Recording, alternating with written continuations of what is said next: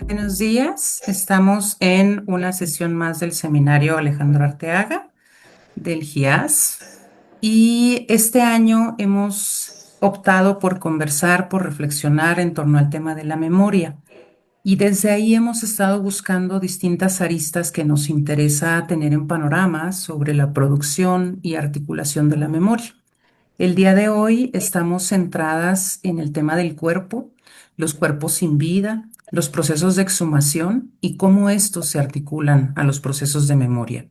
Y para eso tenemos a tres compañeras que pudieron conectarse el día de hoy para reflexionar con nosotras. Eh, Teníamos invitada también a Lucy de Los Ángeles Genao, que ella es buscadora del colectivo Solicito Veracruz, pero tuvo un problema de salud y no le va a ser posible acompañarnos el día de hoy.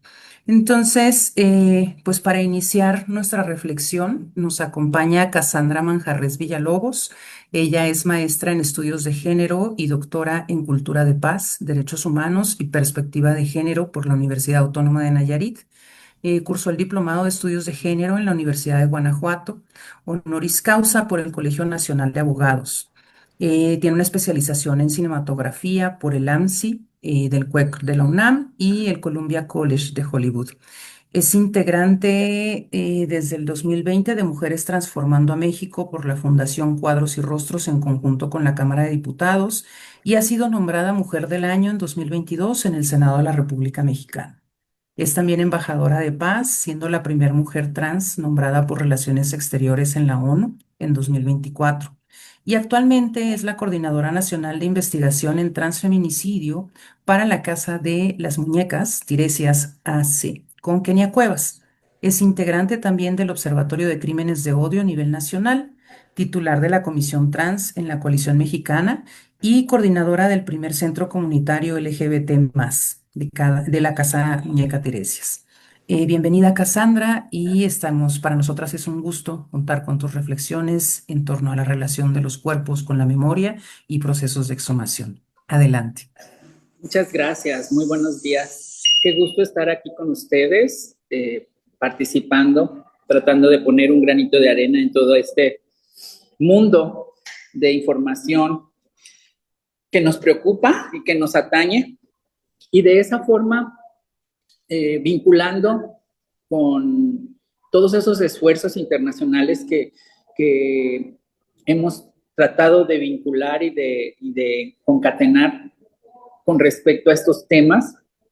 Logramos hacer sinergia con algunas organizaciones como el Grupo IDEAS para poder llevar a cabo investigaciones que tengan perspectiva de género, porque es lo que hemos detectado que carece y que se necesita transversalizar dentro de la investigación con respecto a todo esto. Logramos hacer una investigación en conjunto y de esta forma fuimos descubriendo aristas muy importantes dentro de este enfoque que le dimos un compañero no binario y yo de forma autoetnográfica y centrado más bien en la etnografía afectiva. Y en este sentido abordamos de forma crítica y emotiva todas las violencias estructurales que se enfrentan al ser una persona trans o una persona no binaria en México. Centramos esta investigación para acotar en Nayarit, desde donde estoy ahora conectada para saludarles, y con Jalisco, que es donde radica mi compañera Gore. Vimos la necesidad especialmente de centrarnos en la desaparición forzada y el transfeminicidio, la falta de reconocimiento forense e institucional de nuestras identidades.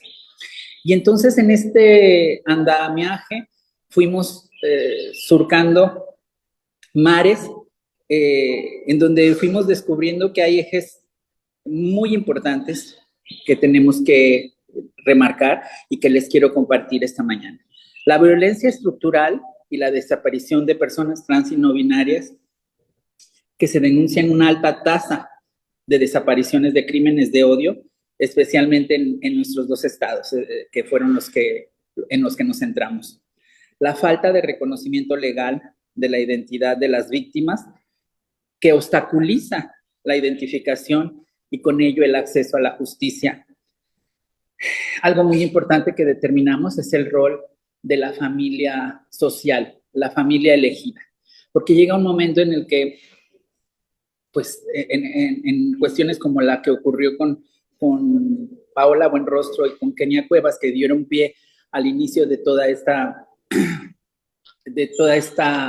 movilización y de toda esta agrupación que hicimos desde Casa de las Muñecas, es lo que de repente, como trabajadoras sexuales, no había una forma en que pudieras tú reclamar el cuerpo de tu compañera porque tú no tienes un lazo consanguíneo.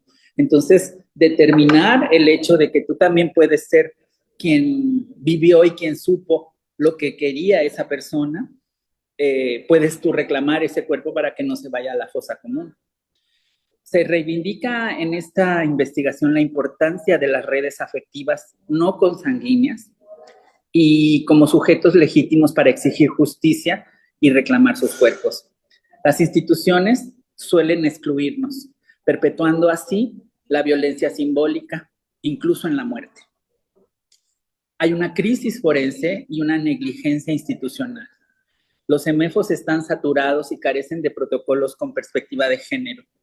Se documenta el uso de técnicas, por ejemplo, como la rehidratación de los cuerpos para dignificar su memoria, y con eso se puede llegar a identificar a una persona por medio de sus tatuajes, etcétera, etcétera, cuando encontramos ya que un cuerpo está en descomposición o deshidratado ya. El transfeminicidio y su negación jurídica, porque aunque el término ya ha sido reconocido, aún existe una falta de su tipificación. Aquí en Nayarit les puedo decir que fuimos el primer estado en lograr la tipificación del transfeminicidio como un crimen de odio, pero pues nos faltan mucho y transversalizarlo y tratar de que también se logren los demás estados. Casos como el de Paola Buenrostro o el de Naomi Licol evidencian la revictimización institucional incluso tras la muerte. Debemos de decir que también hemos encontrado aquí algo, hemos dado con el hecho de que tenemos derechos humanos aún después de muertas. Y entonces eso también, esos derechos nos son muchas veces negados. Vivimos bajo una necropolítica y un olvido institucional muy agravante. El Estado, al no reconocer a las personas trans, les condena a una segunda muerte, la del olvido y la deshumanización. Y pues con ello lanzamos exigencias concretas como protocolos forenses con perspectiva de género, el reconocimiento legal de la familia social o elegida, una capacitación urgente al funcionariado público en cuanto al lenguaje, al trato digno y a la inclusión trans, la aplicación del enfoque interseccional en políticas públicas. Y pues a través de este recorrido hemos hecho un trabajo que me gustaría después compartirles o dejarles aquí para que puedan ustedes analizarlo ya con mayor detenimiento, a través del cual combinamos teoría crítica, referencias de derechos humanos y de feminismo, básicamente en la teoría del punto de vista y con Judith Butler, con Rosie Bradotti, con Donna Haraway, desde el conocimiento situado, y a través de esto, con relatos encarnados, hacemos toda una representación, un acto de memoria justamente para denunciar y a través de esto hacer una propuesta política desde la resistencia trans y no binaria. Eso es lo que yo quisiera compartirles esta mañana para no ahondar más en tiempo y sobre todo para poderles compartir este documento que seguramente 15 minutos no me bastaría para poderles compartir. Entonces, tenemos aquí el PDF y de alguna forma se los haré llegar aquí mismo en el chat. Y pues estoy dispuesta a escuchar sus preguntas y tratar de responderles. Muchísimas gracias, Cassandra. Y además que ahorita pues nos regalas unos minutos más, dado que estás en medio de un evento. Nos planteas grandes retos que tenemos frente a estas maquinarias de muerte que gobiernan hoy en día nuestras vidas, pero que además en el caso de las personas trans se cruza con todas las otras violencias. Entonces, ¿cómo es que las personas trans en todas estas luchas que están haciendo por el reconocimiento buscan producir sus memorias? Está el tema de la familia social que nos comentabas, que son quienes tienen la mayor disputa con el Estado, con las instituciones jurídicas, para poder proteger a sus seres queridos en estos procesos de desaparición y transfeminicidio. Pero entonces, ¿cuáles son las actividades que ustedes como comunidad han impulsado para posicionar sus memorias, sus distintas historias? Los procesos de memoria, pues, son mecanismos que permiten mantener vivo socialmente el recuerdo de las víctimas, ¿no?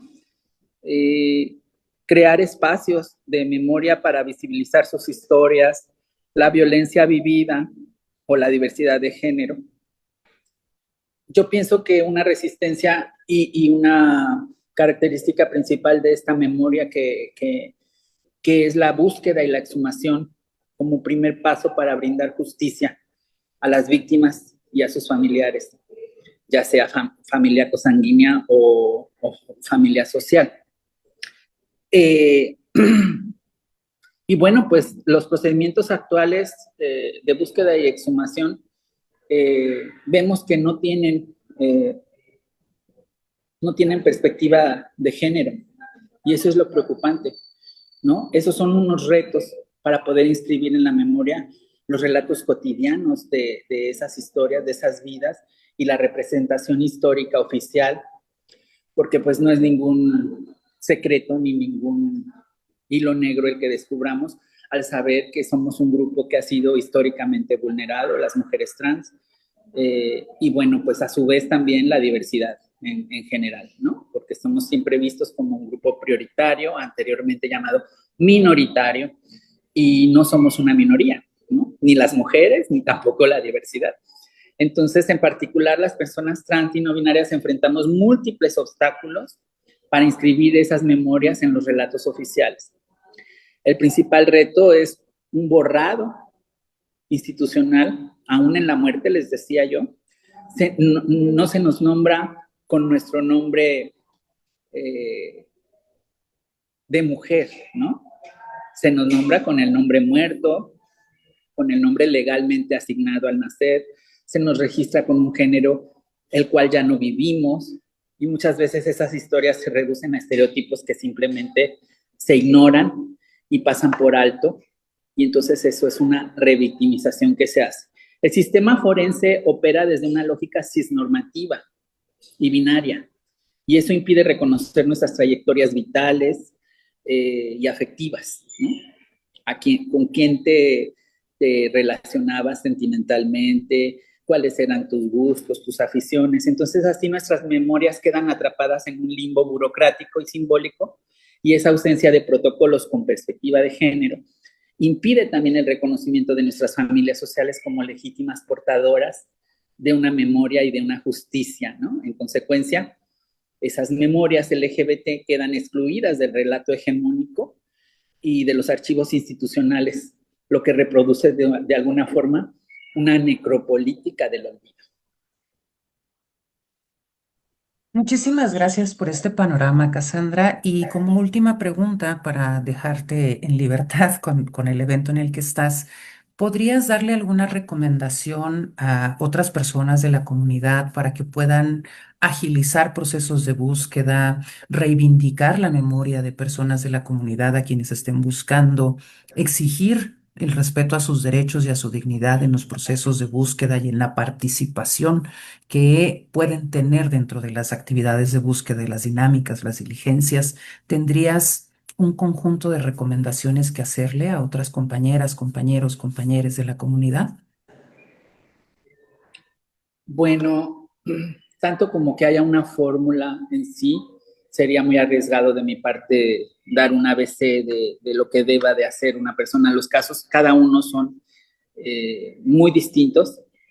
La preocupación puede ser la misma en conjunto, pero yo pienso que los espacios creados de memoria desde las comunidades disidentes, eh, pues tienen que ser esa forma de resistencia radical, el pedir a las autoridades que se establezca que la investigación tenga perspectiva de diversidad, perspectiva de género, pero es todo un sistema que viene corrompido porque también el desconocimiento, de repente, es el que nos hace víctimas de un sistema que no tiene una visión, por más que tenga la capacidad de poder actuar, si no tienen perspectiva de género, no hay esa sensibilidad para poder llevar a cabo una investigación o rompen con la imposición de este olvido que les hablaba, ¿no? Nosotras como Resistencia hemos tenido a bien tener ya 2 mausoleos trans en memoria de nuestras compañeras, y resignificar nuestras muertes y honrarlas ha sido para nosotras pues escribir una nueva forma de narrar las cosas, ¿no? Una nueva narrativa. Y yo es lo que yo apelo, porque la interseccionalidad es muy importante, y al estudiar todo esto desde un enfoque interseccional, justamente nos hace ver la urgencia de los espacios de memoria para incorporar las voces de esas voces que ya no pueden hablar y reconocer nuestras experiencias como minorías, que ya les decía, ahora somos prioritarias, pero que esa prioridad de repente no encuentra un eco en las autoridades por el desconocimiento de todo esto, o la saturación de la que hablaba yo, porque hemos tenido casos en donde nos dicen, pues si me llegan 20 cuerpos que tengo que identificar, difícilmente voy a estar siendo minuciosa con que si esa persona se hizo un afinamiento de mandíbula, una feminización, encontramos un cráneo y no se va a saber si se tuvo limadura de la frente, etcétera, etcétera, ¿no? O si se infiltró biopolímeros, o si tenía unas prótesis. Son cuestiones que solamente teniendo un tacto y una disposición por parte de las personas del CEMEFO, quienes reconozcan, etcétera, etcétera, podrían tenerse unas mejores resultados, unas mejores rutas de actuación para poder dar con una eficiencia que nos dé estadísticas fehacientes con respecto a todo esto. Si no, vamos a seguir siendo hombres que tenían sexo con hombres remitidos a estadísticas que nunca van a ser fehacientes. Muchísimas gracias. Perdóname, Cassandra. ¿Nos dejas un panorama que pocas veces se menciona sobre el sistema forense y la importancia de que la perspectiva de género que se coloca en palabras, en las diligencias, en las carpetas de investigación, en los textos que acompañan los análisis de contexto sean más que palabras, que efectivamente quienes están operando el sistema de búsqueda tengan esta problematización en su mirada para poder acompañar los procesos de búsqueda digna y reconocimiento de las personas para que sea posible reconstruir sus memorias y reivindicar su vida, sus trayectorias vitales, como nos decías.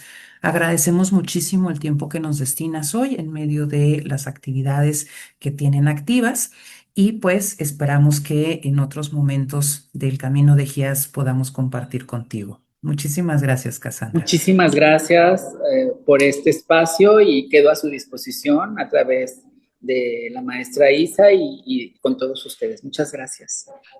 A ti, hasta pronto. Y pues precisamente vamos a continuar con el programa del seminario. Ahora vamos a dar la palabra a Fabio Alves Araujo.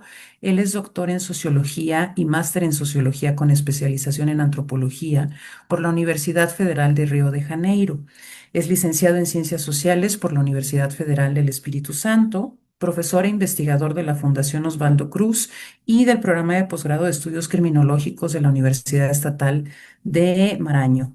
Sus líneas de investigación tienen que ver con personas desaparecidas, el activismo de las familias de las víctimas, la violencia policial y el encarcelamiento. Le agradecemos muchísimo la voluntad por acompañarnos el día de hoy y les pedimos que abran mucho la escucha porque él habla específicamente portugués. Va a estar hablando pausado para que podamos seguir las ideas que nos va a compartir el día de hoy. Bienvenido, Fabio, te escuchamos. Muchas gracias, Mayek. Bueno, eu vou ler um texto, preparei um texto para como vou falar em português. Vou falar lentamente, né, para que vocês possam compreender. Bom dia, boa tarde a todas as pessoas aqui presentes nessa sala virtual e as pessoas que nos assistem e assistirão a essa atividade.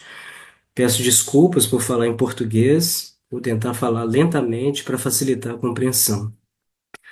Eu gostaria de começar agradecendo muito o convite do GIASF, especialmente na figura da Mayek, que foi quem me fez o convite. Dizer também que tenho acompanhado com muito interesse o trabalho de análise e intervenção, tão acadêmico quanto político, que o GIASF vem desenvolvendo, né? Um trabalho que muito me tem inspirado a pensar as questões aqui no Brasil.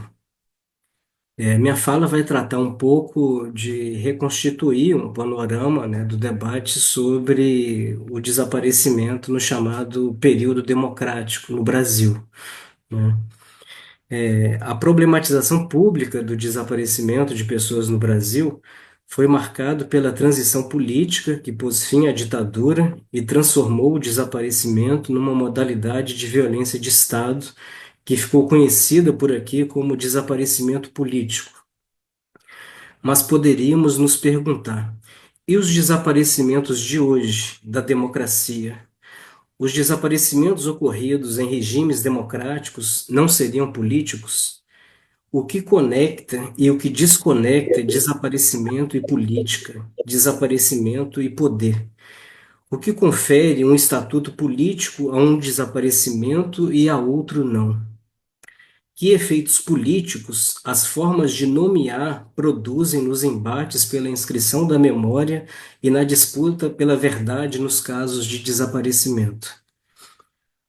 O Brasil é um país de proporções territoriais enormes, com distintas geografias, histórias sociais e políticas, infraestruturas dos serviços e da administração pública e dinâmicas de violência e processos de dominação e lutas sociais e políticas.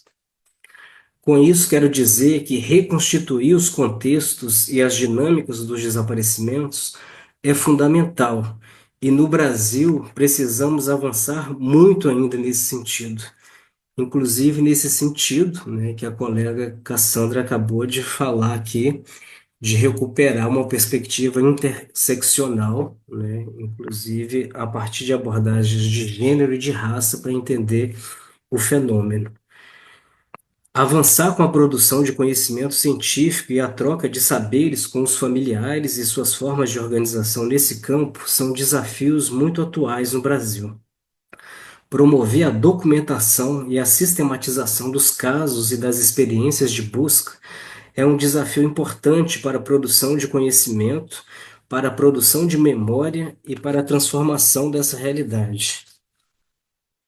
Os coletivos de familiares foram quem primeiro visibilizaram e tematizaram publicamente os desaparecimentos, através de suas aparições no espaço público, da criação e experimentação de estratégias de mobilização, das experiências quase solitárias de busca, do aprendizado na relação com outros familiares, da construção criativa de pedagogias de busca e sua transmissão para outros familiares, do esforço de coletivização da luta, do aprendizado sobre o funcionamento da máquina de Estado e da comunicação pública de uma forma ético-política existencial que a violência extrema do desaparecimento produz.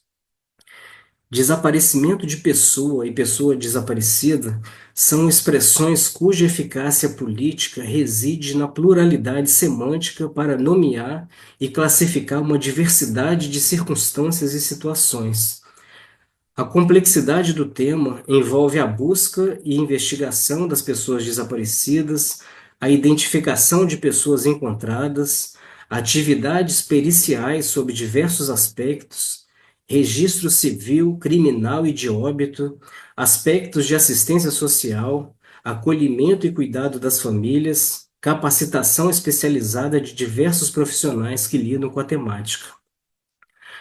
Apesar dos registros oficiais de desaparecimento de pessoas apontarem que entre 70 e 80 mil pessoas desaparecem anualmente no Brasil, isso não significa que haverá uma investigação policial para a busca da pessoa que sumiu.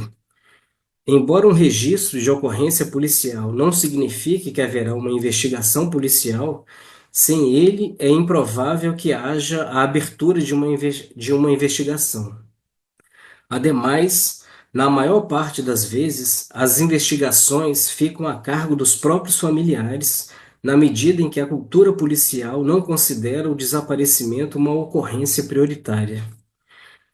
Na medida em que a parcela da população vulnerável aos dispositivos de desaparecimento é composta de pessoas periféricas, pobres, racializadas, estigmatizadas e criminalizadas, sua relação com a instituição policial é marcada pelo medo e pela desconfiança.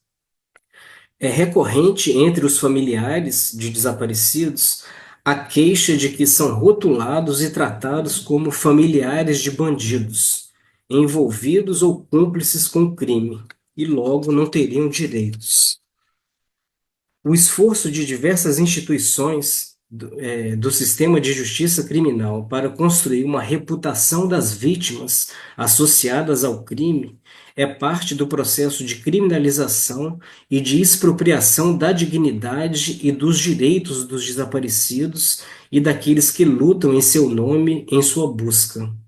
Ou seja, estamos falando da produção estatal de inimigos cuja suspeição os empurra para fora do mundo do direito. Em 16 de março de 2019, a Lei nº 13.812 instituiu a Política Nacional de Busca de Pessoas Desaparecidas. A lei pretende estabelecer a prioridade do tema do desaparecimento de pessoas no Brasil e propor a atuação de órgãos especializados, além de determinar a criação de um cadastro nacional e estabelecer diretrizes que orientam a governança da atuação governamental sobre o tema. Desde então, uma série de protocolos e documentos vem sendo criados por diferentes órgãos governamentais. A participação dos familiares e suas organizações na construção da política tem sido muito limitada e corre-se o risco do debate ser capturado por argumentos e soluções técnico-científicas que podem dificultar uma compreensão mais complexa de um problema social e político. Além disso, há uma distância entre a formulação da política e sua execução e incorporação nas rotinas institucionais. Acrescente-se ainda o fato de que políticas de governo de cunho neoliberal não provêm as necessidades básicas de parte de sua população, oferecendo serviços precários para populações cujos corpos, vidas e mortes são hierarquizados e classificados como sem valor. A Corte Interamericana de Direitos Humanos condenou o Estado brasileiro pela prática de desaparecimento forçado, tanto na ditadura como no período democrático, e recomendou que o país tipifique o crime de desaparecimento forçado. Embora o Brasil seja signatário das convenções internacionais sobre desaparecimento forçado, a categoria jurídica do direito humanitário internacional não foi incorporada na legislação nacional. O desaparecimento não configura crime nem possui tipo penal. É uma categoria administrativa considerado pelas polícias como um fato atípico. Nas últimas décadas, o interesse acadêmico pelo tema do desaparecimento se expandiu, trazendo o olhar para a contemporaneidade em novas abordagens, como os temas da gestão burocrática estatal, infância e adolescência, violência doméstica, tráfico de pessoas, segurança pública e, mais recentemente, a questão forense, aumentando significativamente o número de pesquisas voltadas à temática. Apesar do crescente interesse pelo tema, vemos com preocupação e angústia o lugar do desaparecimento forçado nas dinâmicas de violência associadas à militarização da segurança pública e à expansão dos mercados ilegais e dos grupos criminais seguir sendo menosprezado. Segundo dados do Boletim Epidemiológico do Ministério da Saúde brasileiro, entre os anos de 2015 a 2021, 22.224 pessoas mortas não foram identificadas. E entre 2013 e 2023, segundo o Atlas da Violência 2025, 8,6% das mortes por causa externa no Brasil não tiveram a intencionalidade identificada. Isto é, no período, 135.407 pessoas morreram de morte violenta sem que o Estado conseguisse identificar a causa básica do óbito, se decorrente de acidentes, suicídios ou homicídios, constituindo as chamadas mortes violentas por causa indeterminada. A incapacidade do Estado em identificar a causa básica do óbito aumentou consideravelmente a partir de 2018. Incapacidade ou racionalidade política centrada numa economia de esforços? Poderíamos questionar. Esses dados chamam a atenção, dado que é de conhecimento público as altas taxas de letalidade policial no Brasil, sendo grande parte dos homicídios praticados por policiais em serviço. Por outro lado, grupos criminais conhecidos como facções e milícias exercem o controle territorial armado sobre amplos territórios e populações, matando e desaparecendo com os corpos das vítimas. Para finalizar, gostaria de pontuar algumas questões. Primeiro é que, diante da opacidade dos dados, movimentos sociais e pesquisadores têm feito esforços para produzir dados e categorias analíticas que permitam analisar a violência estatal e a expansão de grupos criminais. Por exemplo, grupos de pesquisa que passaram a monitorar as operações policiais, né? Quantas operações policiais, a quantidade de policiais envolvidos, os resultados dessas operações, né? Isso é um tipo de registro que não existe oficialmente, né? E que grupos de pesquisa começaram a monitorar. Um outro debate, né, recente que temos começado a fazer aqui, que tem muito a ver com a experiência do México, é exatamente o debate sobre as fossas comuns clandestinas, né? Não existe também no Brasil registro sobre isso, né? E a partir de um olhar, né, inclusive sobre os trabalhos, né, que vocês têm feito no México, né, tanto dos pesquisadores quanto dos movimentos, nós temos identificado a necessidade de um olhar sobre esse ponto, né? Então, estudos sobre a ditadura já demonstraram como a estrutura burocrática criada para enterrar desconhecidos foi usada pela repressão política para produzir o desaparecimento forçado durante a ditadura. Essa foi uma das principais vias para desaparecer os opositores políticos. As políticas de desaparecimento são levadas a cabo a partir da ação conjunta entre serviços funerários municipais, os institutos médico-legais e as forças repressivas.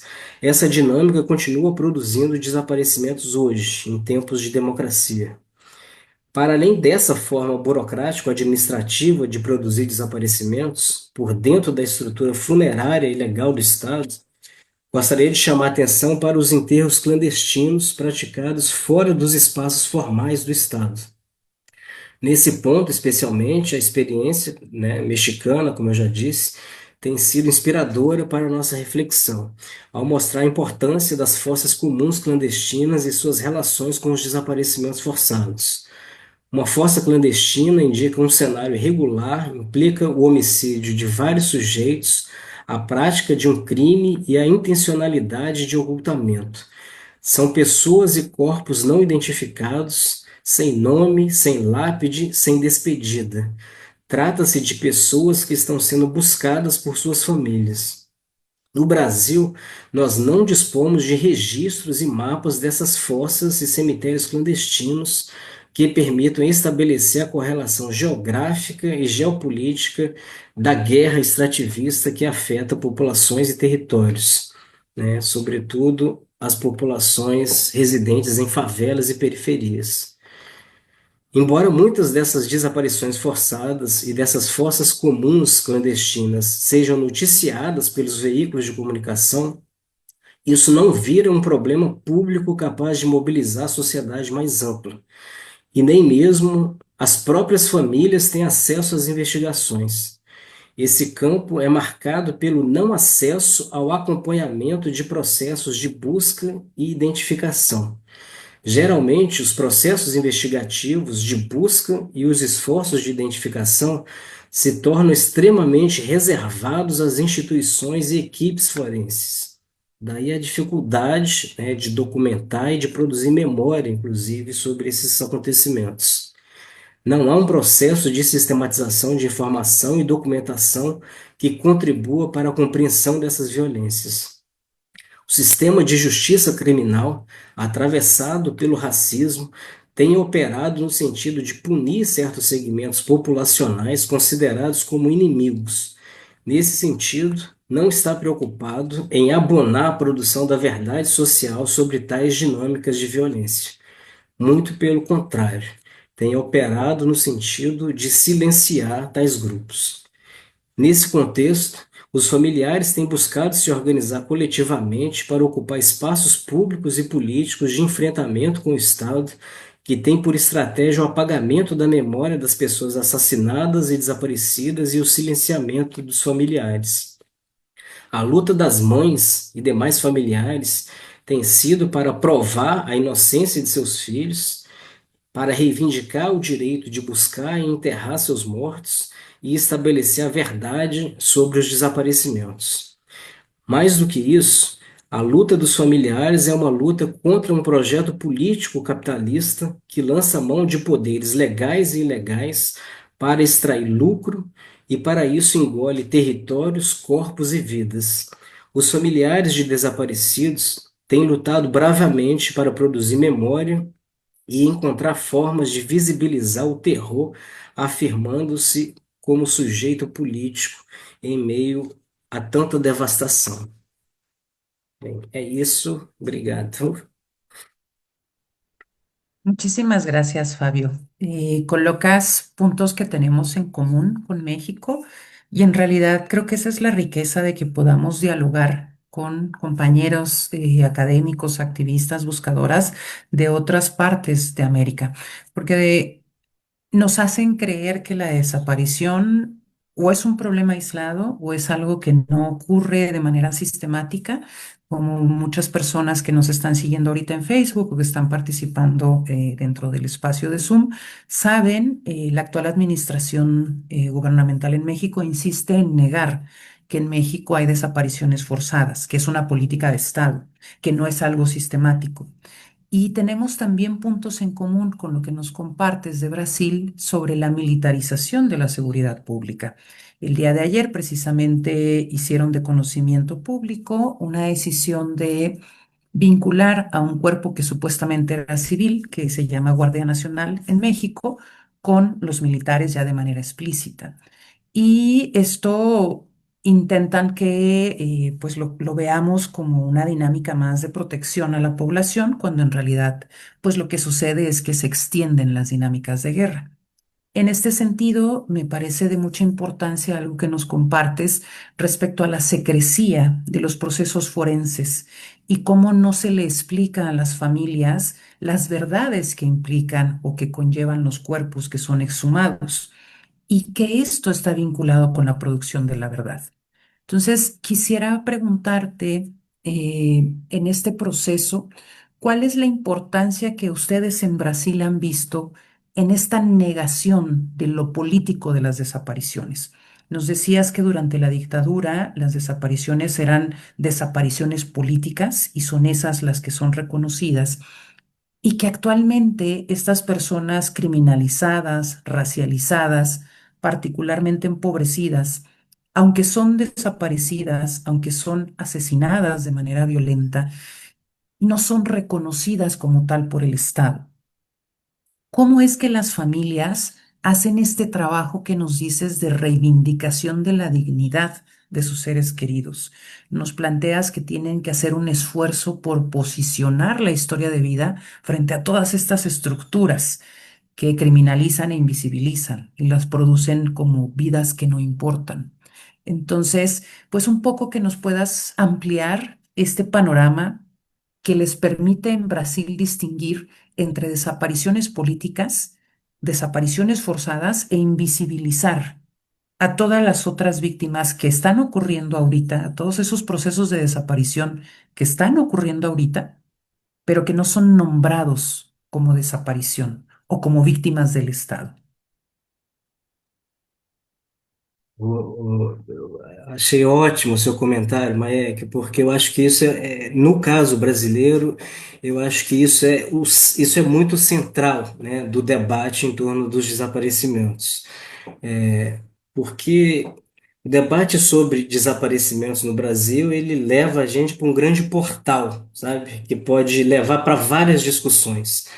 E eu acho que um dos pontos principais, né, que é isso, né? Um dos pontos principais que um grupo, né, de pesquisadores, de movimentos, tem tentado debater exatamente a centralidade do Estado na promoção desses desaparecimentos e na caracterização desses desaparecimentos como desaparecimentos políticos produzidos desde uma racionalidade política estatal, né?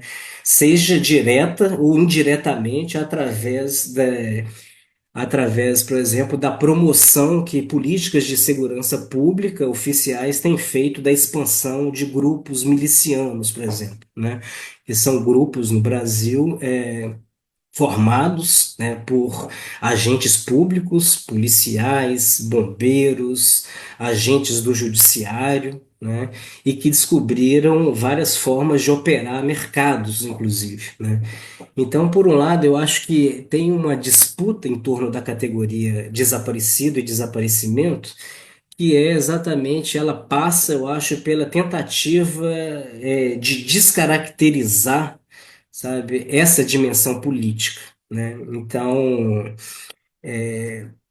e aí é um grande debate, né, conceitual que tem envolvido tanto os movimentos sociais como profissionais e operadores que atuam nesse campo têm elaborado uma série de categorias para poder nomear cada um desses processos, né? Desde desaparecimento civil, para distinguir o que seria os desaparecimentos políticos, desaparecimento voluntário em contraposição aos desaparecimentos involuntários ou forçados.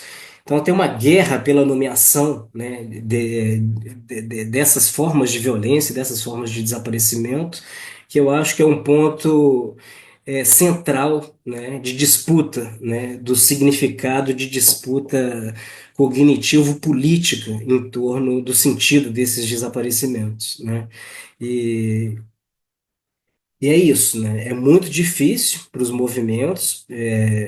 O debate sobre violência estatal e violência policial no Brasil, ele foi muito marcado por uma figura jurídica que a gente chama aqui de auto de resistência, né? Que é uma categoria jurídica para justificar uma ação policial, afirmando que seriam mortes praticadas pela polícia legitimamente.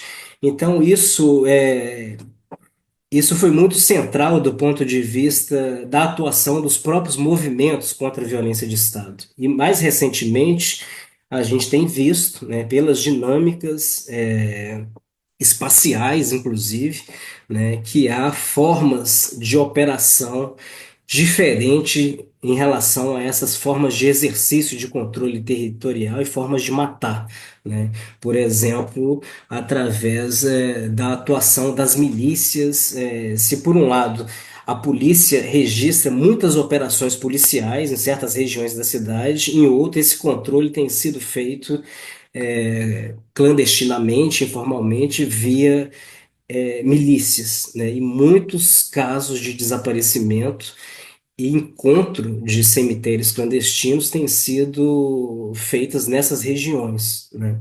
Então,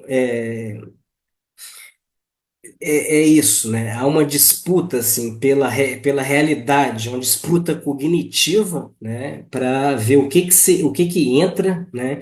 E por outro lado, dentro das próprias instituições também há um jogo, né? Entre elas no sentido de atribuir quem é a responsabilidade, né? Por tal ou tal desaparecimento. Então há uma o tema fica vagando assim. Ora, ele é construído como um problema de família, né? Então isso não seria político propriamente, nem caberia à polícia. A polícia se exclui, né, da responsabilidade de atuar nesses casos, porque seriam problemas de natureza familiar.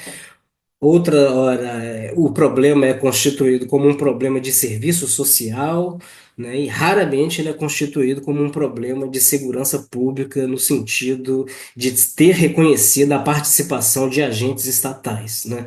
Então, ter agentes estatais envolvidos nesses processos torna muito mais difícil, né, levar adiante os casos, né? Então, os casos geralmente há prerrogativas, né, de que a palavra dos policiais vale, a falta do corpo, inclusive, a negligência nos processos investigativos é muito forte e muitas vezes, né, nos casos onde há morte com o corpo, chamado auto de resistência, raramente há uma penalização, né, dos responsáveis por esses homicídios. Então, imagina nos casos de desaparecimento, onde é muito mais difícil você produzir provas, né? E esse trabalho de produção de provas geralmente fica a cargo exatamente dos familiares, né? E uma das estratégias que os movimentos têm feito aqui, muito ensaiando ainda o início, né, é diante do esgotamento, né, das instâncias nacionais, é fazer denúncias internacionais, né? Nós tivemos dois casos recentes agora que ficaram tramitando durante décadas e que foram condenados, né, pela Corte Interamericana, e isso tem sido uma estratégia de incidência política, né, de tentar mobilizar internacionalmente para fazer uma pressão, né, dado que as instituições aqui estão altamente comprometidas, né. Hum. Muchísimas gracias, Fabio. Estaba pensando mientras te escuchaba nuevamente en estos puntos de contacto cuando hablas de formas de matar. Hay un grupo de investigadoras que trabaja en Argentina y se concentran en los casos de gatillo fácil y que tiene que ver con esta autorización que tienen los cuerpos policíacos Uhum. de disparar con mayor agilidad hacia personas jóvenes empobrecidas, por supuesto, y muchas de las veces racializadas. Algo que me parece interesante, importante de las dos participaciones el día de hoy, es cómo estas violencias estatales y esta violencia bélica de los cuerpos armados se dirige hacia esos cuerpos que socialmente son construidos como vidas que no importan, personas sin importancia social.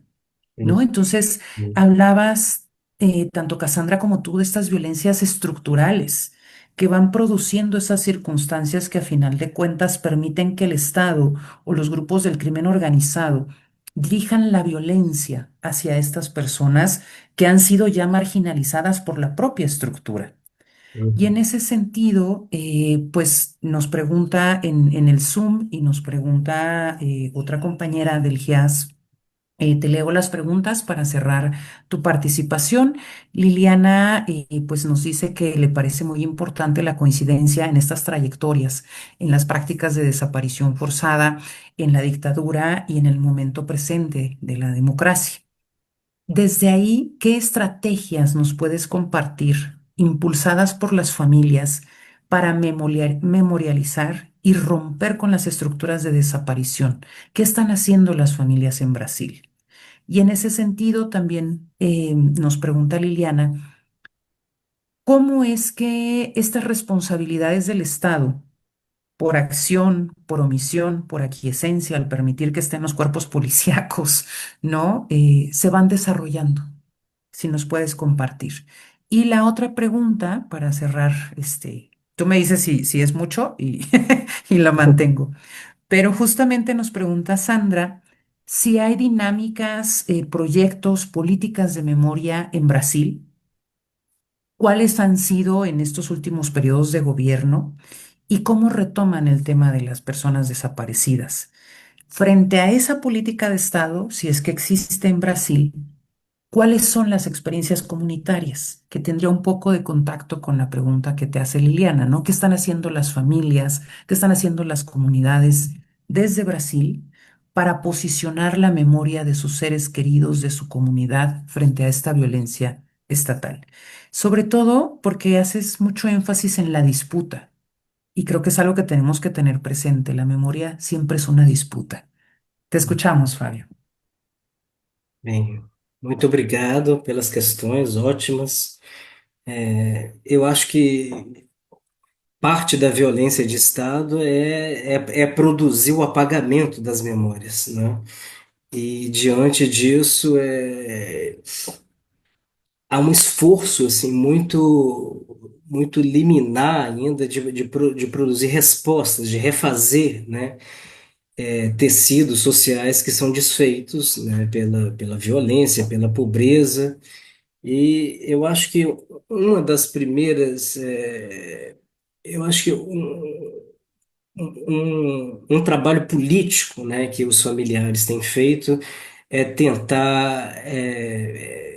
É um trabalho de memória muito baseado num esforço de tentativa de limpeza moral, né, no sentido de dizer, de afirmar publicamente que a ilegitimidade dessas mortes, né? Porque o que o Estado faz é ir lá e matar e fala, morreu porque era bandido, né?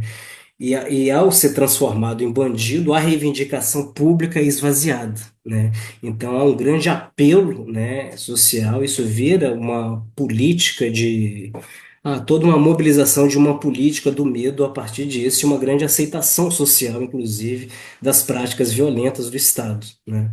Então, se colocar diante disso é muito difícil.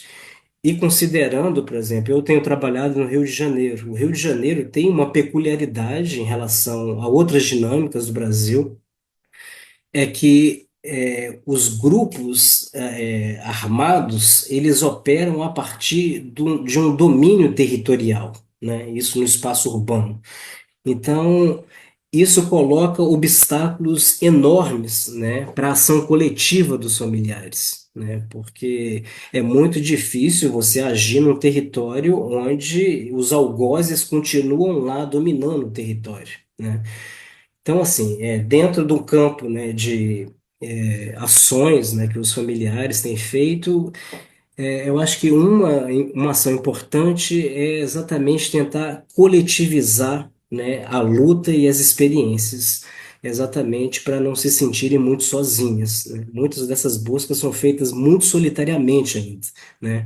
Quando a gente olha, por exemplo, para o México, não sei se isso pode ser uma também uma visão romantizada nossa, mas quando a gente olha, pelo menos pelo o que se veicula em relação ao México sobre isso, das brigadas, né, de processos coletivos, isso praticamente não existe no Brasil ainda, né? As buscas são solitárias, às vezes uma mãe vai sozinha pedir ao dono, aqui a gente conhece como dono do morro, né, que é o dono da região, um traficante, a devolução dos corpos, né, dos seus filhos.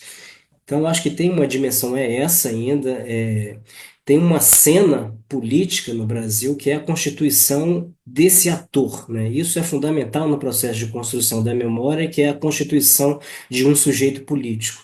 Esse sujeito político, ele estava muito centrado, né, durante um tempo em relação a essa figura, a esse formato da violência policial que produziu o auto de resistência. Eu acho que tem um campo do protesto político hoje que se organiza, que busca articular uma crítica a essas várias tecnologias, né, de governo, que a letalidade, o encarceramento e o desaparecimento, né? Então, isso está virando, eu acho, um bloco que tem sido cada vez mais. Os movimentos têm incorporado a questão dos desaparecimentos nas suas ações, né? Então, assim, esses movimentos têm desenvolvido calendários de luta, escrito livros, né, para registrar essas narrativas, né? É uma política de memória produzida desde os movimentos. Não existe política de memória do Estado, né, em relação, seja à escravidão, seja à ditadura e seja à violência de Estado atual, né? Eu acho que esse é um ponto importante. Eu acho que tem um outro ponto também, que é a circulação dos próprios familiares, né, inclusive internacionalmente. Isso tem sido importante também, produzir esses deslocamentos para conhecer outras realidades, inclusive para se conhecer aqui mesmo, né, porque parte do desafio desses familiares também é ultrapassar o confinamento territorial que existe para poder falar, né? Então, você precisa sair do seu território, conhecer outros territórios, né, para poder comunicar a sua luta. E eu acho que tem um campo aí também de produção de memória que envolve as colaborações, né, com a universidade, com o campo da arte, né, sobretudo através da produção de vídeos, né, de filmes, tentando recuperar, né, essas memórias, né. Recentemente, só para fazer um último comentário sobre isso, né, nós assistimos aqui no Brasil, e no Rio de Janeiro, o que foi considerada a maior chacina recentemente, que foi a chacina do Jacarezinho. E logo após a chacina, os familiares produziram um memorial, né, em homenagem às vítimas, e a polícia, no dia seguinte, entrou na favela e foi lá e destruiu o memorial, né? Então, é esse grau de tensionamento, né, que a gente vê aqui, né? Uma outra informação importante é que, recentemente, né, o Brasil foi condenado, né, pela Corte Interamericana no chamado caso Manjacari, né? São 11 jovens que foram sequestrados por um grupo de extermínio formado por policiais, e uma das recomendações que a sentença trazia era exatamente de que o Estado brasileiro desenvolvesse políticas de memória, né, para recuperar o caso e a memória da luta, né, das mães. E aí a proposta que o Estado encaminhou, burocraticamente, foi de fazer um grafite, ou seja, fazer as coisas que os próprios movimentos já fazem com os poucos recursos que têm, né? E uma das tentativas que a gente está tendo, né, está tentando fazer, e que também se coloca em relação às mesmas reivindicações em relação à ditadura, é da transformação, né, desses espaços de morte, né, em espaços de memória, né? Então, há uma tentativa aqui de transformar o DOI-CODE, que foi um prédio utilizado pela ditadura, num espaço de memória, e agora, em relação ao caso Acari, os familiares estão propondo que o sítio, né, de onde os jovens foram retirados, esse sítio seja transformado num espaço de memória, né, de circular e de articular, né, as lutas ali. Então, acho que é um pouco esse cenário, né, de produzir memória diante de um momento onde a violência ela continua se desenrolando, né, e do máximo que rola muito raramente, são pedidos de desculpa formais que sem maiores consequências, né? Nesse caso, por exemplo, o Estado publicou uma matéria no jornal pedindo desculpa e, enfim, isso não vira, né, não tem maiores desdobramentos em termos de produção de memória, né?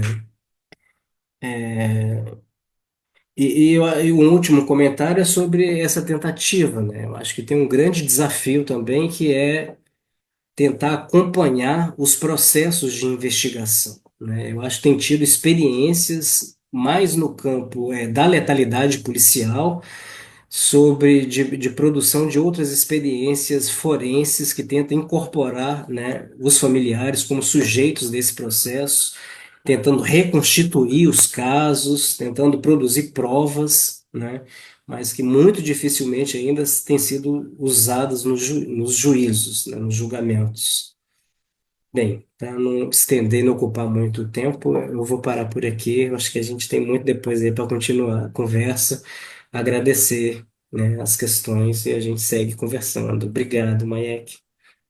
Muchas gracias, Fabio. Julio Mata, que de hecho nos acompaña de manera consistente en el seminario, te deja una pregunta en el chat.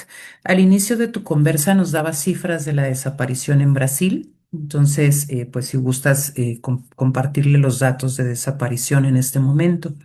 Recapitulo para presentar a nuestra siguiente compañera la importancia que tanto Cassandra como Fabio han hecho en la subjetividad política.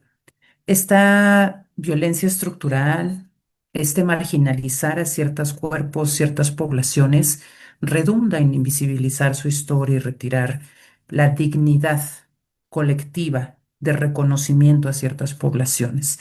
Y por eso es que estamos intentando reflexionar con ustedes sobre la conexión que puede haber entre los procesos forenses, las exhumaciones y la producción de memoria.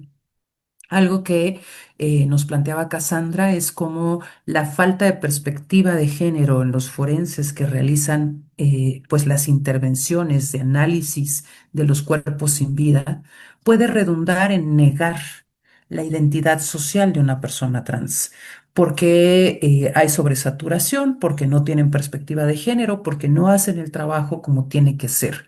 Y eso invisibiliza ciertos rasgos que los cuerpos tienen.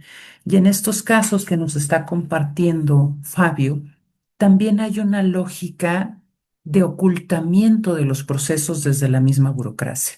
Y en México es algo que se ha estado posicionando durante los últimos años. Pero uno de los espacios de producción de memoria, como nos decía Fabio, son los espacios donde se ha producido la muerte. Desde ahí creo que vamos a tener un punto de contacto con nuestra siguiente ponente. Te pido, Isabel, que por favor nos apoyes con su presentación. Ella es Paola Ovalle, docente investigadora de tiempo completo en la Universidad Autónoma de Baja California. Pertenece a la Asamblea Consultiva y a la Junta de Gobierno del Consejo Nacional para Prevenir y Erradicar la Discriminación, CONAPRED. Se ha especializado en el análisis del daño social causado por las políticas prohibicionistas de droga. Es estudiosa de la narcocultura, la narcoviolencia y de la discriminación a la población usuaria de drogas. Actualmente estudia procesos de memoria de la narcoviolencia y experiencias comunitarias de pacificación y cuidado de la vida gestionadas por colectivos de víctimas en México. Como parte de sus actividades de incidencia y divulgación de la ciencia, ha sido directora de los cortos documentales Sanar la Tierra, Puntos Suspensivos, y ambos creo que están publicados en pie de página. Su próxima metodología su aproximación metodológica, discúlpenme, integra la etnografía sensorial con técnicas punk horizontales, do it yourself and do it with others, como el bordado, fanzines, muralismo y videodocumentación de base comunitaria. Bienvenida, Paula, te escuchamos.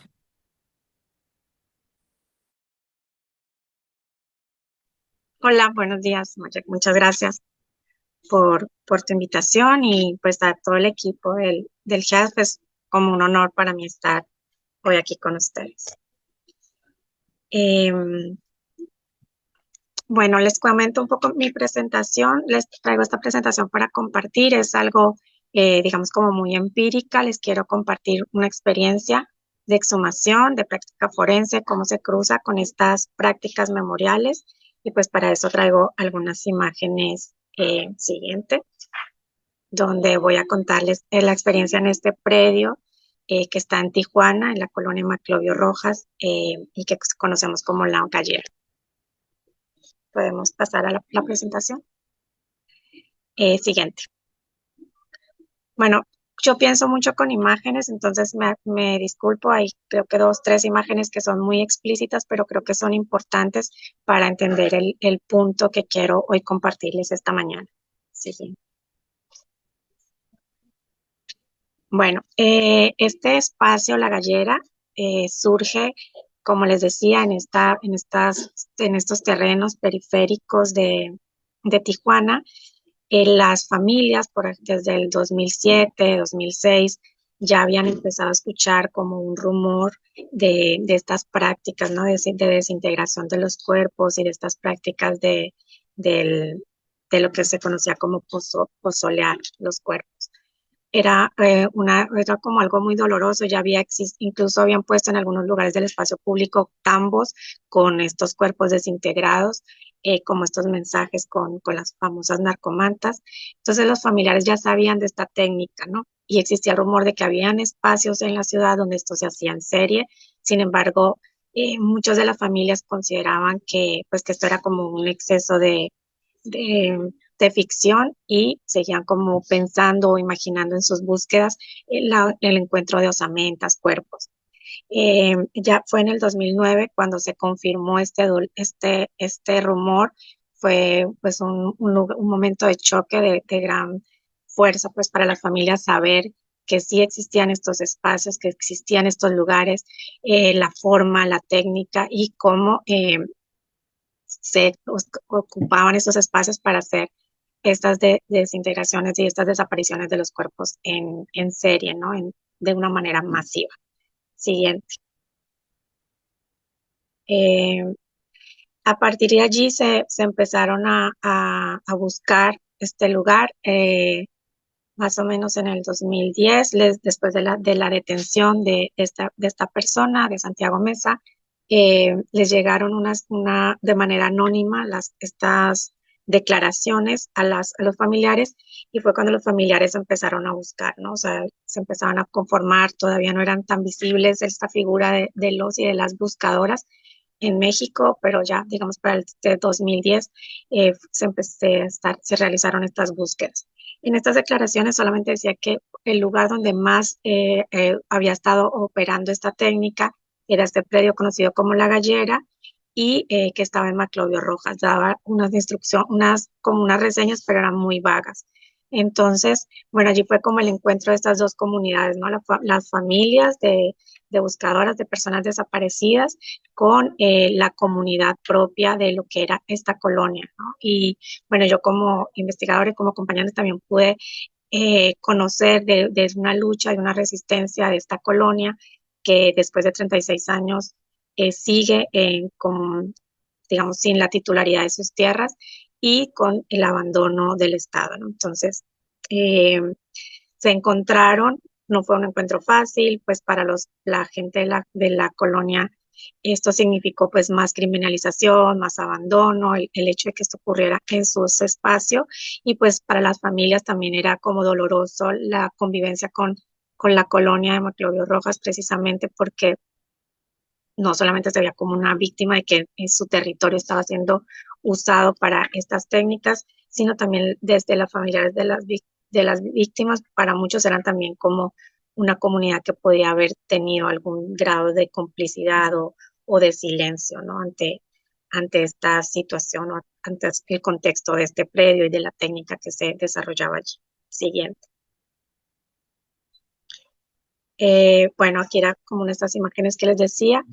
Eh, Cuando ya se encuentra y se establece este espacio que fue, pues, como les digo, gracias al trabajo de los y de las buscadoras de Maclovio Rojas, bueno, perdón, de los familiares, eh, se encontró este lugar y se encontraron estas dos fosas. Bueno, ya saben, Santiago Mesa era una persona albañil, entonces él en su técnica pudo generar como estas fosas subterráneas donde se vertía como lo que quedaba después de la técnica de desintegración. Entonces, aquí, por ejemplo, empezamos a ver cómo en las primeras carpetas de las prácticas forenses no sabían cómo nombrar a eso que se contenía en estos espacios. Se habla, por ejemplo, de 17.500 litros. Algunos decían de que eran restos humanos desintegrados, los familiares les decían restos humanos, el equipo del aseo en ese momento y de los forenses que estaban viniendo a tener como este trabajo de estas prácticas forenses, le nombraron emulsión humana o emulsión orgánica. Eh, para los familiares, por ejemplo, todavía hablan en este caso o en este espacio de que lo que había allí es sangre. Y bueno, Siguiente. Allí pues en esta imagen vemos realmente lo que contiene, porque todavía estas fosas están pues con este contenido. Lo que hicieron en las prácticas forenses fue como hacer una especie como algo de colado muy superficial para eh, identificar huesos o cosas que hubieran quedado allí, pero bueno, volvieron a cerrar herméticamente estas fosas y la información que se le ha dado a las familias y a la gente de la comunidad, porque pues para la comunidad también es una situación, ¿no?, de riesgo también epidemiológico y moral y espiritual el tener en su territorio pues sí, esta experiencia o esta herida en su territorio. Y para las familias este espacio pues es un espacio bastante doloroso. Lo que se ha manejado para ellos, o la información que ellos tienen, es que tenían que pasar 15 años para que como que estos líquidos que quedaron en estas prácticas se solidificaran y pudieran ya como realizar las prácticas allí, ¿no? Entonces, eh, del material que se llevaron, en el 2013 hubo una reunión donde se les informó a las familias que pues por los químicos utilizados no se podían identificar ADN de eso que se llevaron. Eh,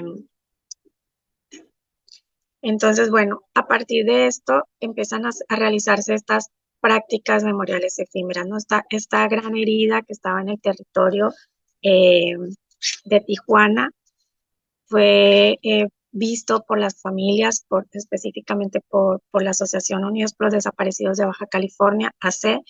Fue adoptado como un espacio que querían que fuera un espacio sagrado, que fuera un espacio memorial, que fuera un espacio donde ellos pudieran ir pues sí, a llorar a sus seres queridos. Aquí vemos cómo fue más o menos cuando lo identificamos. Este espacio que están viendo aquí es el espacio que era conocido como la cocina, ¿no?, el lugar donde se realizaba esta práctica. Esto fue la imagen que está al lado, es de las primeras prácticas que eran memoriales efímeras, donde, por ejemplo, en este caso, con un grupo de estudiantes se llenó este espacio con fichas de búsqueda de desaparecidos. Siguiente. También, ¿no?, para el Día de Muertos, los familiares organizaron también una bendición del espacio, la gente de la comunidad hacía limpias y se empezaron a realizar como estas prácticas, ¿no? Como ven allí ya en esta imagen que está al lado, donde están las personas agarradas de la mano, en una de estas prácticas efímeras se construyeron pues con apoyo de la universidad, de la Fundación Heinrich Böll, que financió este proyecto. Se realizaron se marcaron estos lugares, estas dos fosas, con estos mandalas. Siguiente. Aquí se puede ver mejor cómo se ven estas primeras intervenciones efímeras. Estamos hablando como del finales del 2013, 2014, donde estaban estos espacios. La gallera se dibujó con la gallera, porque por eso se llamaba la gallera, ¿no? Aquí cultivaban o criaban gallos de pelea. Se llenó con estas preguntas, ¿no?, de cómo pudo suceder, qué pasó aquí, dónde están. Siguiente. Bueno, después de estas prácticas efímeras, donde, pues aquí en estas imágenes les muestro como que hay poquita gente, pero realmente fueron prácticas donde pues los familiares participaron, participaba la academia, participaba la comunidad artística. Entonces fueron prácticas donde se estuvo habitando bastante este espacio. Y por lo tanto fue mucho más doloroso que años después se realizara otras prácticas forenses en otro lugar del predio, ya no en estas dos fosas donde estaba contenido, sino por todo el espacio, y se empezaron a identificar como encontrar muchos de estos fragmentos óseos, ¿no? Aquí también vemos que si buscamos unas notas, vamos a ver como imprecisiones, ¿no? Nos hablan de 10.500 fragmentos óseos, esa cifra va más o menos, igual también de 170 a 200 kilos de fragmentos óseos. Estos fragmentos todavía están como a la espera desde el 2007 pues, de alguna respuesta, ¿no? De si se pudo identificar. Lo que sí decían era que estaban muy lastimados, muy dañados por esta práctica y los químicos, ¿no? Pero todavía en las familias existe la esperanza que de pronto de todos estos kilos se puedan identificar ADNs, que hasta el momento no ha sucedido.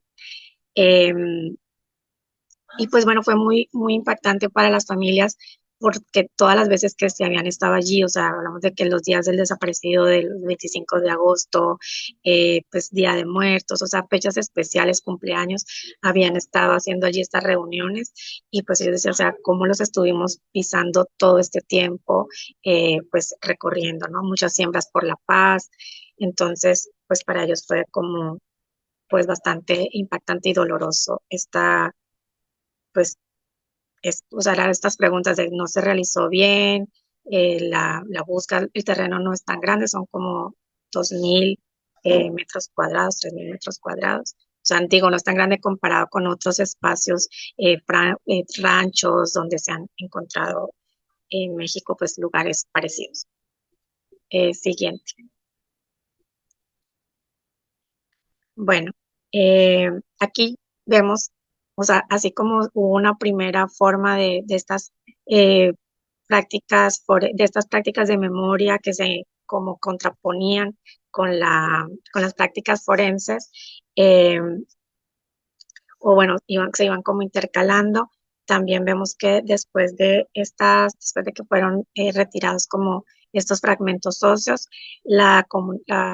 los familiares de los desaparecidos querían mucho que este lugar fuera un espacio de vida, ¿no? Aquí vemos ese mural que decía, respetemos, este es un lugar sagrado, y como esa fuerza de empezar a tratar de sembrar, hacer muchas siembras por la paz, la tierra, pues, no, o sea, como lo que se sembraba, se morían, y bueno, esa era la forma como las familias querían realizar su espacio, ¿no? Se lo imaginaban mucho como con mucha vida, como un jardín, a pesar de que pues desde fuera se podía ver como algo pues como muy imposible de realizar, ¿no? Por la característica de la tierra y más pues esta tierra que me imagino que también por los químicos y todo, pues era muy difícil que allí naciera vida.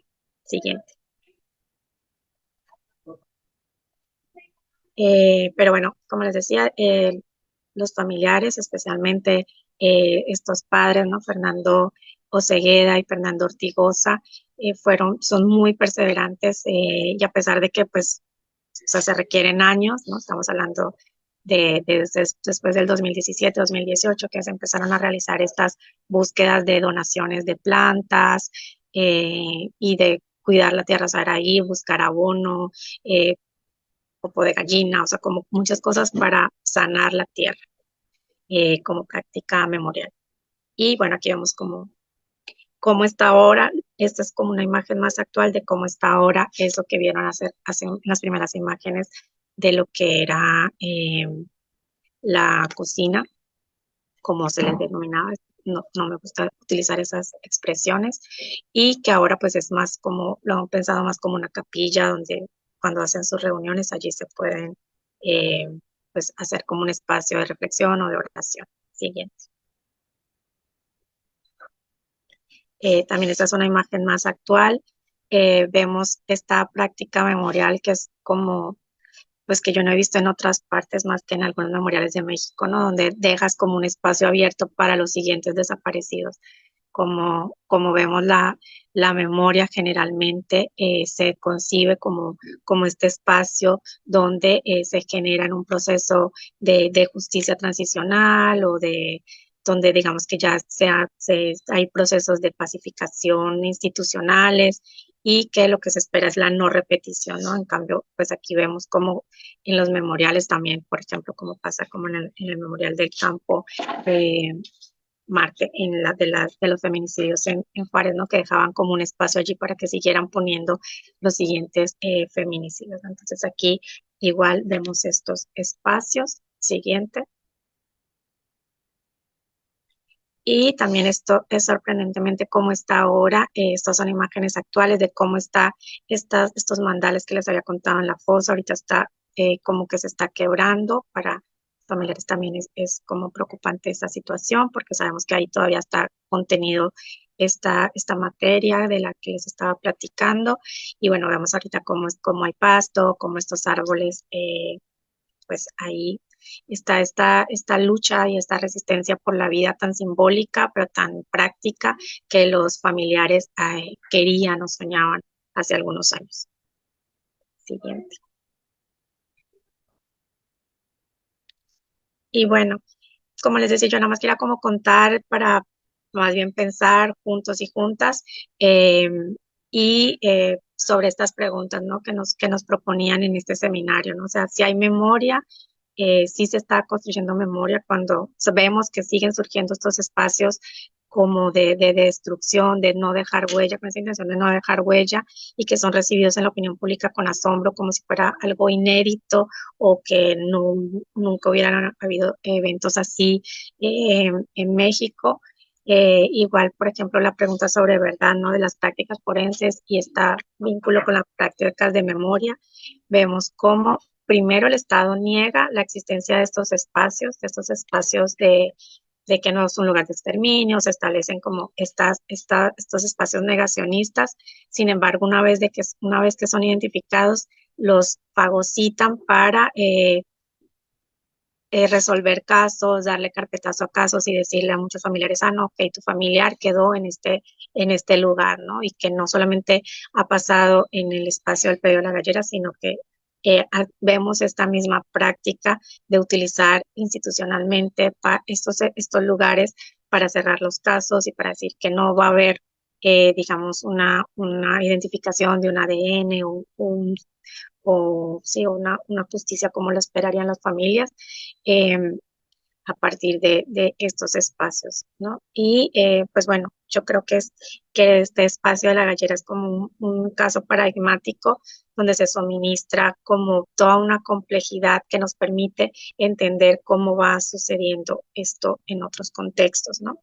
Y bueno, como les comentaba, este lugar, este predio, el hecho de que esté en Maclovio Rojas, o sea, se puede explicar por qué en un lugar como Maclovio Rojas, con todo el abandono y la violencia estructural que soporta esta comunidad, por qué asentarse allí o por qué es el caldo de cultivo ideal para que un lugar como este se ubicara, pero también precisamente, y esta es lo paradójico, que el hecho de ese abandono es lo que ha permitido que hoy este lugar, digamos, tenga la fuerza simbólica, el cuidado amoroso que han podido tener esta asociación, estos padres del lugar, ¿no? Porque precisamente el abandono del Estado es lo que ha permitido pues, que este lugar sea apropiado, ¿no? Por las familias.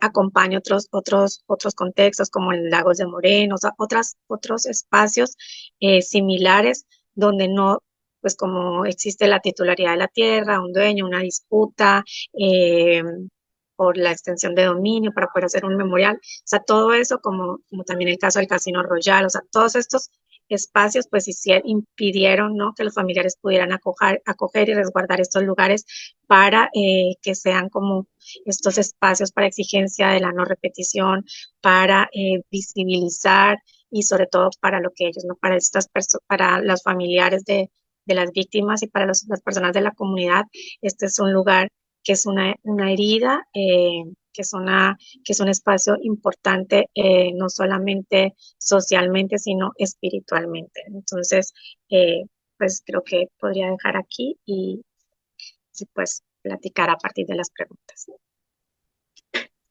Muchísimas gracias, Paula. Agregas a lo que hemos venido conversando una dimensión que pocas veces es problematizada cuando hablamos del ámbito forense, y es el territorio. Entonces, nos compartes un aspecto que en México todavía tenemos que incluir en nuestras reflexiones al describirnos esta tensión alrededor de Maclovio. Es una comunidad, por lo que entiendo, un asentamiento irregular o en proceso de regularización, y eso les coloca en este lugar de población periférica, a lo mejor criminalizada por el propio Estado, por los procesos que acompañan un asentamiento irregular. Y al mismo tiempo, ese olvido, esa distancia con el Estado la convierte en un espacio, digamos, idóneo para los grupos perpetradores para construir en esos territorios un espacio de exterminio. Y mientras te escuchaba y estaba pensando en términos territoriales, veía un contraste con lo que podemos ver en Argentina durante la dictadura. Los espacios de detención clandestina no son periféricos, no están aislados, ¿no? Los centros de detención durante la dictadura están inscritos en las comunidades. Entonces, las casas contiguas a cualquier comunidad, en tu casa vecina, escuchabas cómo estaban torturando a las personas que detenían, veías cuando llegaban los camiones de gendarmería con las personas encapuchadas y las ingresaban. Era un dispositivo, un mecanismo que permitía silenciar a la comunidad, porque te convertían en testigo del horror. Y esto que nos estás describiendo sucede en Coahuila, sucede en Tijuana, sucede en Chihuahua, y lo vimos ahorita con el rancho Teuchitlán. Es un rancho, ¿no? Entonces implica esa necesidad de atravesar terracería para llegar a ese espacio. Hay una dinámica distinta que convierte a la comunidad en testigo, pero en esa comunidad concreta. El resto de la población, Jalisco, Guadalajara, no se entera, sino la comunidad en la que está el rancho Teuchitlán, la comunidad en Maclovio que nos estás describiendo, la comunidad en la que está el rancho El Willis. Y eso, si los procedimientos forenses incluyeran el enfoque arqueológico con la prospección y el análisis extenso del territorio, podría ser explicado. ¿Quiénes habitan esos territorios y por qué el mensaje se dirige a ellos al instalar ahí un espacio de exterminio? Pensemos inclusive en la necesidad que tenemos en el país de hacer estos análisis territoriales. En Irapuato, los hallazgos que han venido haciendo las buscadoras de 2020 a la fecha son en espacios periféricos pero urbanos, es en construcciones. Entonces utilizan las instalaciones que están en proceso, ¿no? Los cimientos, los castillos, e ingresan ahí los cuerpos para que los oculten. ¿Cuál es la lógica, ¿no? que tienen estos grupos armados? A partir de lo que tú nos has explicado, me parece crucial esto que nos dices de sanar la tierra como práctica memorial. Ese luchar por la vida que conecta con lo que nos dijo Fabio, con lo que nos dijo Cassandra, cómo las familias todo el tiempo tienen que estar luchando por la vida de las personas a las que buscan, las personas por las que exigen justicia y en este caso por los territorios. ¿Nos podrías compartir, si tienes en panorama, cómo se articula la comunidad Maclovio o reiterar, si es que ya lo comentaste, cómo Maclovio está intentando sanar su territorio después de haber tenido un espacio de exterminio como el que nos estás mostrando en sus límites perimetrales? Eh, una respuesta complicada. La verdad, Maclovio,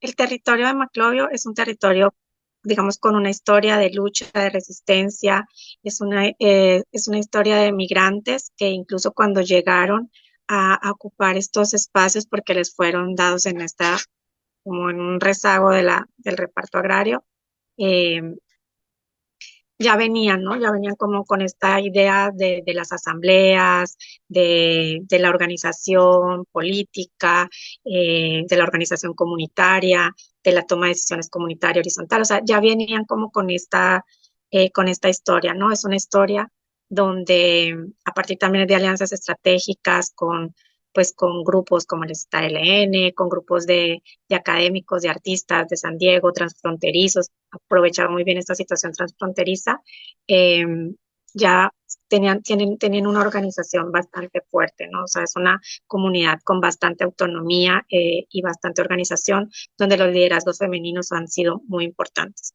Eh, entonces, o sea, por este lado, cuando yo llegué allí, conocí a una de las líderes que luego fue víctima de feminicidio, bueno, allí una muerte en época de la pandemia. Pero bueno, cuando yo conocía a la lucha de estas mujeres, como que pude entender más de la historia, comprender cómo las disputas por este territorio, es un territorio que están disputando o sea, donde allí se ve todo lo que vemos como la globalización, o sea, están disputando con Hyundai, con estas grandes, em, pues sí, macroproyectos de alguna manera de la maquila, su territorio, y por eso no ha sido a pasar de todos estos años que les han entregado la titularidad de la tierra. Entonces, cada cosa que ellos han luchado, o sea, por el agua lucharon, por la escuela, o sea, ellos construían la escuela, que está la escuela de niños, ellos construyeron la escuela con sus manos y luego luchaban parando calles para que les dieran las fichas para su educación. Entonces, esta comunidad vio cómo llegó el crimen organizado y se apropió de su territorio de alguna manera, ¿no? Están también en disputa o en triste convivencia con las redes del crimen organizado. Entonces, por un lado, siempre están pensando como en el deporte y en la educación, básicamente sabemos que para ellos son muy importantes sus canchas y estar trabajando para que mostrarles estas otras alternativas comunitariamente a los jóvenes que obviamente están en este contexto de una gran vulnerabilidad para ser reclutados por el crimen organizado.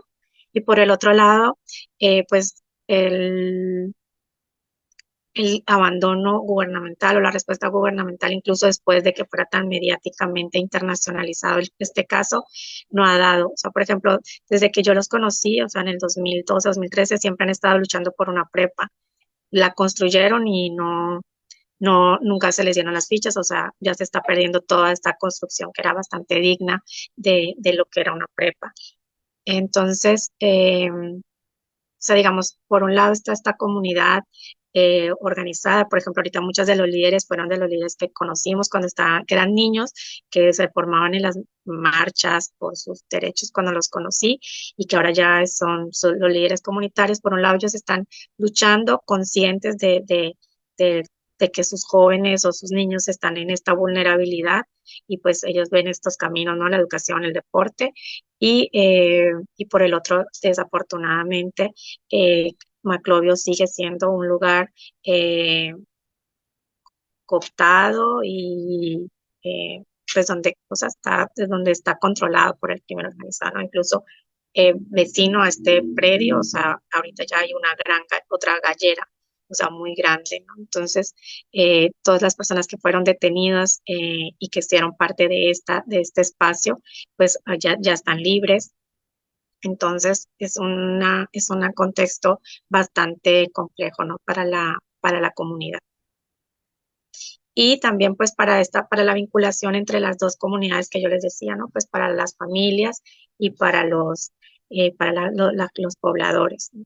Siempre es como un espacio de un encuentro complicado, pero que pues de alguna manera las dos son víctimas. O sea, estos grupos organizados también se identifican a sí mismos como una víctima del crimen organizado en cuanto a que viven con miedo, en que viven silenciados, en que, o sea, están conviviendo con grupos armados. Sí, justo por eso planteaba que en México tenemos mucho ese pendiente en materia de análisis y comprensión de las violencias. No sé si porque nos centramos un poco menos en la construcción de paz todavía y estamos más articulados a entender las violencias, articulados. En Colombia hablan de estas tensiones como la posibilidad de victimización horizontal, en términos de que el jovencito, la jovencita que sea reclutada, pues una es víctima de ese reclutamiento forzado y termina victimizando a otra jovencita, jovencito en los procesos de control territorial, ¿no? Entonces, pueden ser vecinas, pueden ser vecinos, conocerse, crecer juntos incluso, y conforme se articulan en dinámicas de violencia, pues se dirige la violencia entre pares, ¿no? En este caso, pues mediada por las armas. Un poco lo que estábamos intentando centrar en esta sesión es cómo problematizar los hallazgos que se realizan en estos territorios que se realizan en las fosas, sean clandestinas o sean resguardadas por el Estado, las fosas comunes, con las verdades que producen las familias. Y tú nos compartiste imágenes de lo que contenía la gallera, de lo que contiene la tierra que sostiene este espacio de producción de muerte.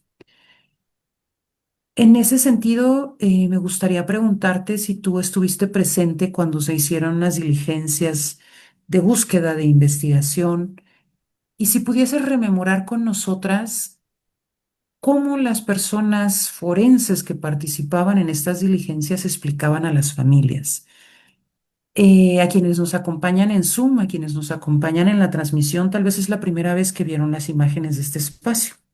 Yo he compartido contigo en otros momentos y he visto estas fotografías. Tienen también ustedes un documentalito, si mal no recuerdo, nos compartiste un documental. Entonces, de alguna manera ya tengo cierta cercanía con las imágenes. Puede que para otras personas o que no hacen búsqueda o que nos acompañan desde otras dinámicas sea la primera vez que ven estas imágenes y puede ser duro ver lo que produce la violencia sobre los cuerpos. ¿Qué resultado genera sobre los cuerpos de las personas que son desaparecidas hasta ese punto, ¿no? Siempre tiene un impacto psicosocial. Y uno de los retos que tenemos con las personas buscadoras es ese impacto. Cuando ingresan exhumaciones, cuando acompañan diligencias, se enfrentan a este tipo de imágenes, a esos fragmentos que nos mostrabas y que muchas veces las fiscalías pues solamente terminan organizando por tamaños y diciendo son tantos kilos de restos óseos y que va a implicar años de trabajo en laboratorios para que puedan poder acercarse por lo menos al número mínimo de individuos que estaba en esa fosa. Si tú estuviste presente en esos momentos de interacción, ¿nos puedes compartir qué hacían los fiscales, los peritos? ¿Les explicaban a las familias? Y pensemos no en términos técnicos de esto es un residuo biológico, químico, afectado por una degradación. No, lo que implica poder explicar lo que ocurre en ese espacio. Porque a veces se reduce lo forense a ese análisis técnico.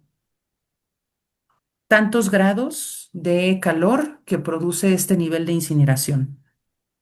¿Pero qué implica? ¿Cómo llegaron los cuerpos aquí? ¿Desde dónde entraron? ¿Cuál fue el proceso de secuestro, privación de la libertad que trajo a estas personas que en el caso de Tijuana posiblemente fueron migrantes, que en el caso de Teuchitlán posiblemente son migrantes, que en el caso del Rancho El Willis posiblemente son migrantes? ¿No? Pues te escuchamos. Y por aquí nos pregunta Julio Mata si pueden compartir, si tienes los links, Paola, para compartir en el Zoom y que ellos puedan acceder a este documental que ustedes hicieron sobre la gallera. Te escuchamos. Muchas gracias, Julio, por tu interés. Ahorita los compartimos. Como te cuento, son muchos años, ¿no? De estar como acompañando. A mí me impactó mucho, por ejemplo, al inicio, estoy hablando de cuando la primera vez, no cuando se habían encontrado los huesos, sino como 2013. En el 2013, eh, todavía no estaban los otros lugares, pues con estas cantidades de restos óseos que se empezaron a encontrar, ¿no? En Coahuila, en San Fernando, ya sí, con el estado de San Fernando. Bueno, o sea, como que hasta ahora estaba empezando y yo me acuerdo que era casi el mismo equipo forense el que venía acá, iba a San Fernando, o sea, era muy pequeño en México. Y por ejemplo, a mí me impactaba y tengo muchas notas que de pronto no he trabajado, de cuando estas primeras exploraciones, cuando abrieron esta fosa, que yo las veía con los familiares, como estaban dialogando siempre estaban como cuidando mucho su identidad por el miedo también en la cual realizaban sus prácticas. Eh, pero yo sentía que incluso estaban teniendo una discusión filosófica y espiritual, ¿no? De cómo vamos a nombrar esto, cómo que pusieron en las carpetas, si le decían restos humanos, si lo decían 17.500 litros de restos humanos o si le decían litros de emulsión humana o de masa orgánica, o sea, sabes, era una discusión con los familiares de cómo encontrar las palabras para algo que no tenían cómo nombrar, que no tenían cómo registrar, ¿no? Eh, También estuve en otro momento, o sea, que eran como muy pedagógicos en donde explicaban, o sea, que salía no sé, el antropólogo, el odontólogo forense, explicaba por qué eran importantes los dientes, por qué se los llevaban, o sea, sí eran como muy pedagógicos. Me tocó estar en lugares, en momentos donde tanto el equipo forense como los familiares entraban en crisis y lloraban, ¿no? Reconociendo, pues sí, o sea, como cómo rebasaba esta realidad al mismo conocimiento o al mismo entrenamiento que en ese momento tenía el equipo forense, ¿no? Y el reconocer, por ejemplo, los errores en la forma de la comunicación, ¿no? Me acuerdo, por ejemplo, una vez que les dijeron que iban a dar, que ya, pues, o sea, la información fue, ya tenemos resultados, vengan acompañados. Iban a hacer una reunión, me acuerdo, en Derechos Humanos de Tijuana. Entonces, para los familiares fue como, con esa comunicación fue, ya nos van a decir si son los nombres, la lista de nombres de ADN, aparte nos dicen que vengamos acompañados, o sea, y fue una semana, o sea, esa semana para las familias fue una tortura y cuando llegaron, que eran bastantes familias juntas, el resultado era que no había resultados, ¿no? Era decirles a todos que no iba a haber resultados. Entonces, o sea, la crisis fue tal que ellos tuvieron que reconocer, o sea, cómo fue un error el haberles dicho la información incompleta, haber generado esa expectativa, ¿sabes? El haber regresado.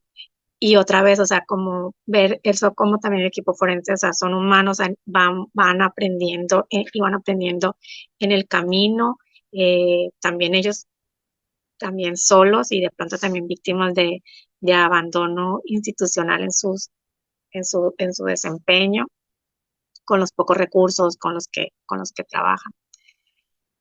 Pero bueno, te digo, no sé, yo por ejemplo ahorita no rastreé la forma, el lugar donde les dijeron esto de los 15 años que están esperando, porque yo realmente, o sea, desde afuera digo, no tiene sentido, o sea, yo creo que van a pasar 15 años y no, o sea, no le veo mucha lógica a esto y le pregunto a algunos forenses y pues no, no, pero las familias y la comunidad está esperando que cuando lleguen los 15 años van a poder encontrar algo y van a volver a venir a abrir, o sea, yo creo que, o sea, con todos los otros espacios que han encontrado, o sea, ya el predio de la gallera ni está en la mira, creo, o sea, es como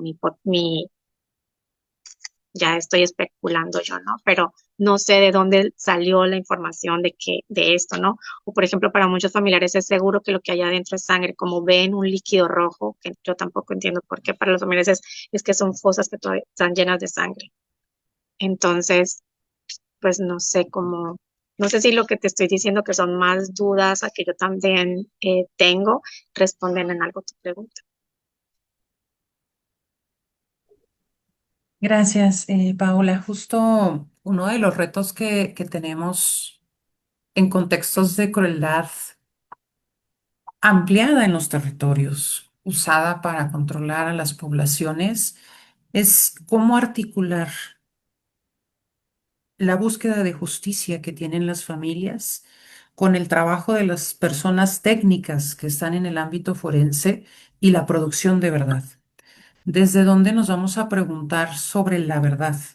La verdad es que me digan en una prueba genética, que además todo se vuelca hacia lo genético cuando hay otros análisis que podrían complementar la producción de la verdad, a que me digan este cuerpo es femenino, este cuerpo es masculino, o como comentaba hace unos minutos, entender por qué cuerpos migrantes son reclutados e ingresados a este tipo de espacio y victimizados de la manera en la que son victimizados.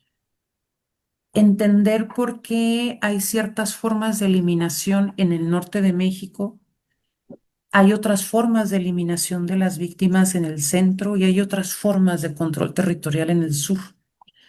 Porque pareciera que en las disputas territoriales es necesario exhibir ciertos cuerpos y ocultar otros. ¿Por qué las fosas se instalan en ciertas comunidades? Estos espacios periféricos qué implican para las personas que los habitan, ¿no? Y todo eso está atravesado por la intervención forense. ¿Y cómo acompañamos a las familias que están participando en la búsqueda para poder coproducir con ellas la verdad?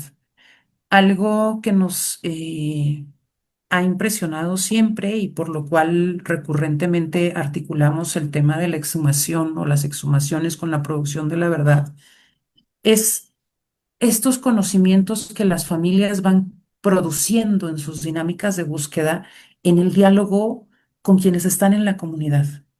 Ese preguntarle a quien está en el puesto de revistas, a quien arrea los borregos, y que pareciera no saber, pero que ha estado ahí presente y ha visto cómo pasan las camionetas con las personas secuestradas, ha visto cómo llegan las camionetas con los hombres armados, cómo bajan la camioneta vacía, y es quien les va explicando a las familias, en tal lugar está una fosa, en tal lugar pueden encontrar un cuerpo, en tal lugar puede haber tal circunstancia porque en este momento pasó tal cosa.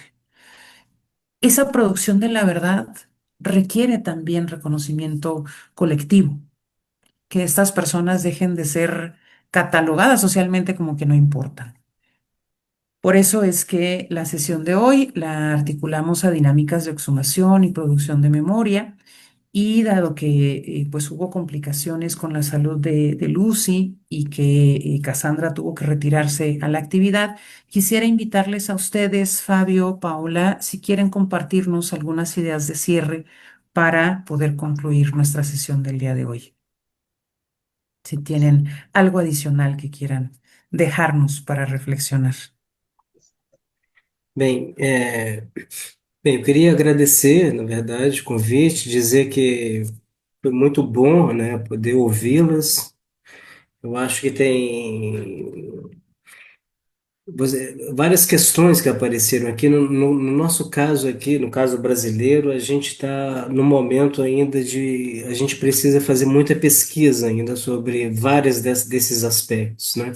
É muito difícil acompanhar. Eu acho que tem esse último comentário que você fez, Maia, que eu acho muito... tem chamado muito a atenção aqui, nossa, né? Que é exatamente essa produção, né, como articular essa relação entre a experiência dos familiares, dos moradores, né, o saber produzido nesses territórios, e a produção de verdade, né? Qual o impacto disso, né? Aqui a gente tem visto cada vez mais sendo noticiado casos de campos, né, de extermínio, né?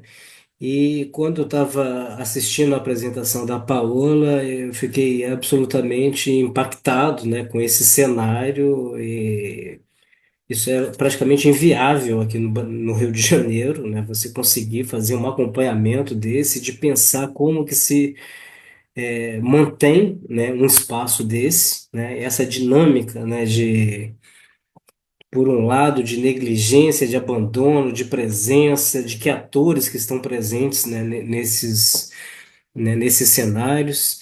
E porque aqui, no caso do Rio de Janeiro, né, como eu disse, é um cenário muito marcado pelo domínio territorial. Então, fazer incursões nesses territórios é muito difícil, né, porque e além do fechamento das próprias instituições, né, para esse acompanhamento, né. Enfim, dizer que eu acho que tem uma agenda aí de questões muito interessantes, né, para a gente poder dialogar, e eu acho que foi muito bom poder ouvir. Queria mais era agradecer mesmo. Ajudou muito assim a situar, né, várias questões em torno da produção da memória, da produção da verdade, né, nesses cenários. Foi muito inspirador para continuar aqui pensando, né, a partir do Brasil, e a gente geralmente fica muito fora, né, desse debate. Então foi bom poder a gente estar participando também nesse sentido, né, incluir o Brasil no debate sobre a América Latina. Parece que o Brasil às vezes não faz parte da América Latina, né? Enfim, dizer isso, né? Só voltar a uma questão que alguém tinha perguntado sobre a questão das cifras, né?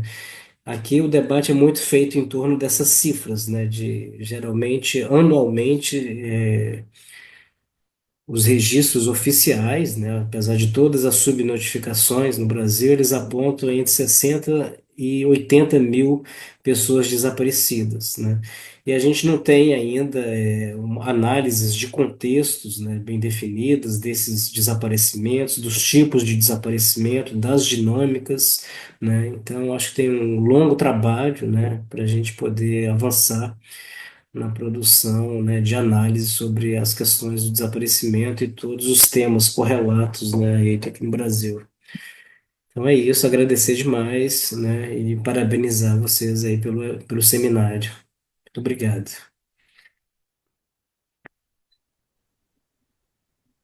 Adelante, Paula. Gracias, Bueno, Fabio. sí, yo también agradecer al seminario, a las personas con mis interlocutores, Fabio y Cassandra. La verdad, aprendí muchísimo de este espacio y de pensar juntos en esta articulación que de pronto yo no la había re- como revisado, ¿no? Esta vinculación entre las prácticas forenses y las prácticas memoriales. Y pues gracias a tus preguntas y a la invitación, como que me llevó trabajo.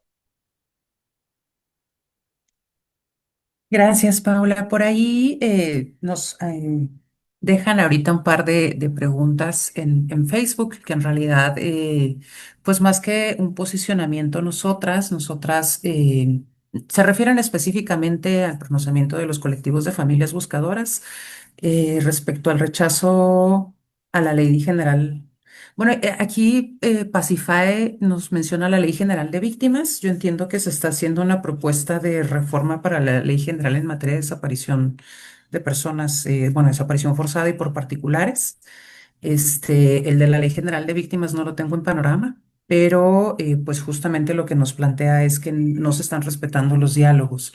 Para nosotras, Pacifae, el GIAS, siempre colocamos en el centro lo que las familias buscadoras exigen, ¿no? Porque como hoy presentaron tanto Cassandra como Fabio, lo que ha insistido la dinámica de desaparición se ha impulsada por el Estado, por acción, omisión, aquiescencia y por lo tanto los grupos del crimen organizado que se articulan, los actores armados que se articulan a las dinámicas de desaparición, lo que colocan en el centro es la posibilidad de borrar las vidas, de plantear esa no dignidad o esa vida que no importa como una legitimación para desaparecerlas.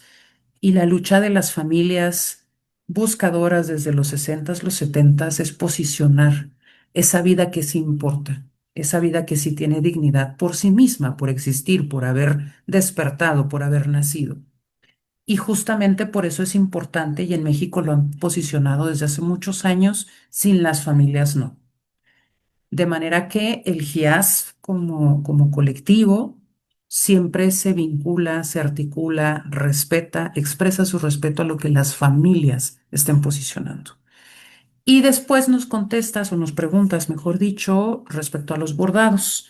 La siguiente sesión del seminario, que va a ser en agosto, precisamente va a reflexionar la relación entre prácticas reconocidas como estéticas o artísticas y la producción de memoria. Estamos ahorita barajando posibles participantes y entonces tal vez venga alguna compañera de bordados para que desde ahí podamos reflexionar, pensar alrededor de cómo es que estos nombres impresos en tela nos permiten rememorar historias que sí importan, vidas que sí importan y que es necesario que veamos sus nombres, sus rostros, porque inclusive en Colombia, ahorita se me olvidó el nombre de estos colectivos, las arpilleras son de Chile y se me fue el nombre de los colectivos en Colombia, más que los nombres de las personas o sus rostros, lo que hacen es bordar las comunidades o los eventos de violencia que marcaron las comunidades. Entonces, el bordado tiene como toda una tradición memorial en América Latina. Entonces, pues vamos a estar articulando hacia esta sesión que será en agosto. Muchísimas gracias a todas, tanto ponentes como asistentes en vía Zoom, quienes nos siguen por Facebook.